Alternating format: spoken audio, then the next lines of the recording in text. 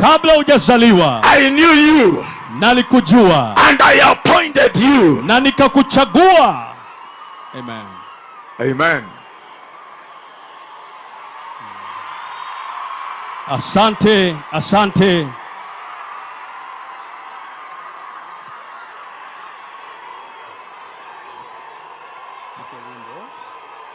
Asante. Amen. Asante, tufike hapo tafadhali. Haya, tunaweza tulia, tuendelee na neno la Mungu. Asante sana. Neno la Mungu ni muhimu sana pia. Neno la Mungu ni muhimu kuliko. Asante. Amen. Haya, sikiza. Let us be silent in the presence of God. Amen. Amen. Amen.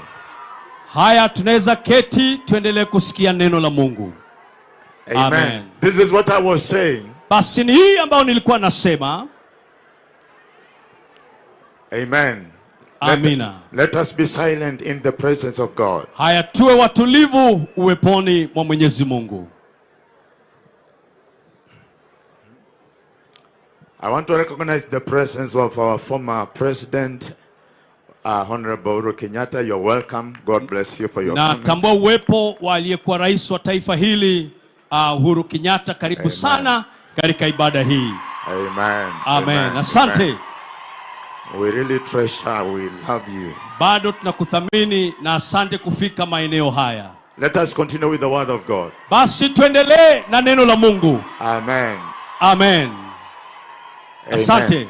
I was saying the biggest work of the enemy is to make sure that you never arrive. Kwa nasema kazi kubwa ya adui shetani ni kuhakikisha kwamba haujafika mwisho wa safari yako. Everybody has a destination. Kila mmoja wetu ana hatima yake. And everybody, God has planned for your destination. Na kila mmoja Mungu amekupangia mwisho wa safari yako. Sometimes the devil may make us to waste our time. Wakati mwingine shetani atafanya tupoteze muda wetu. We waste time in places where we don't belong. Atufanye tupoteze muda wetu katika maeneo ambayo hatuhitajiki. The devil will make sure that we miss to arrive. Shetani atahakikisha kwamba hatujafika. When you read the Bible, you discover there is people